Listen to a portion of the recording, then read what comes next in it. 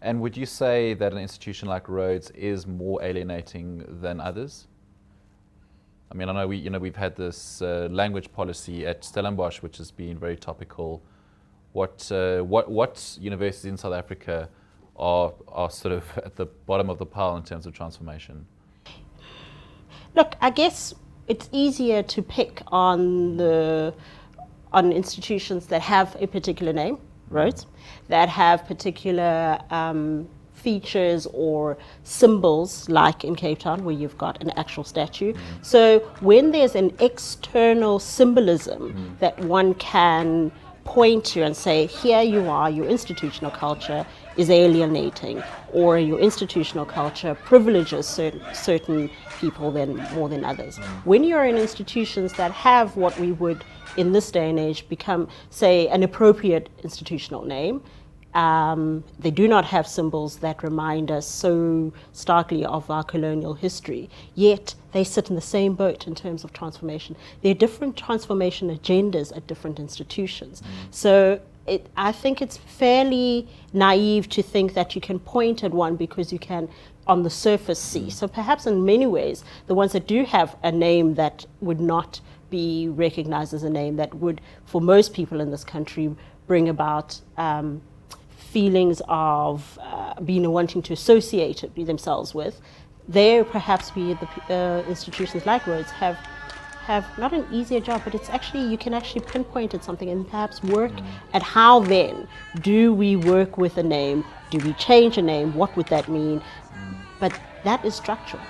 So institutions that have structural things to move, fantastic, but if we don't actually work at the institutional culture, and culture is much more difficult to pinpoint, it's much more nuanced and you can't really hold it, but there are ways in which it can be surfaced.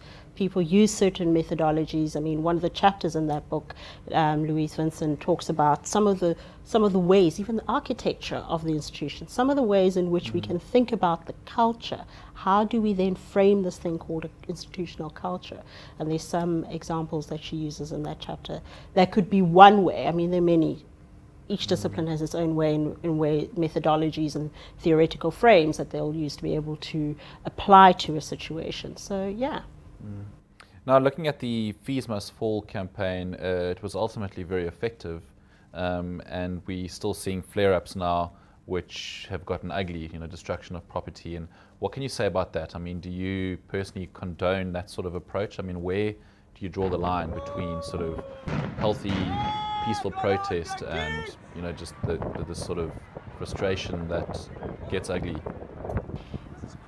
When you are not heard continuously, my feeling is that you then resort to ways in which you are then going to feel ultimately heard.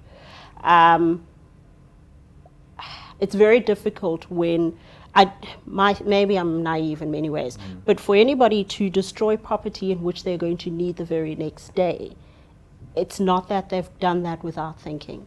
Something else has kicked in, and that the idea that somebody needs to listen to what is going on that weighs more than perhaps needing to go into a library or using the bus the very next day. So it's not without thought. It's not without weighing the consequences of what that might mean. And then when you have various choices on your plate, you pick the one at that particular moment that would perhaps be able to drive those who are not listening to you, who are not getting your agenda, to listen and get your agenda.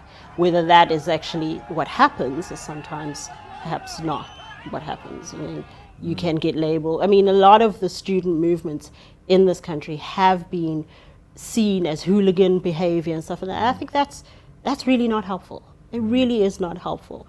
A lot of the student movements that I am aware of are actually young, bright, academically thoughtful young people.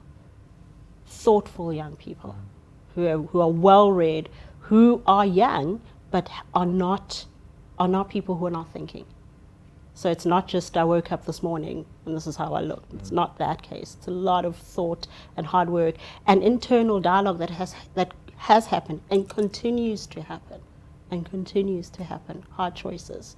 Because 2015, for a lot of those student leaders, academically, when you look at it, some of them have had sacrificed their academic agendas for a bigger agenda. So it's not been, and at a huge cost, not just financial, personal, psychological.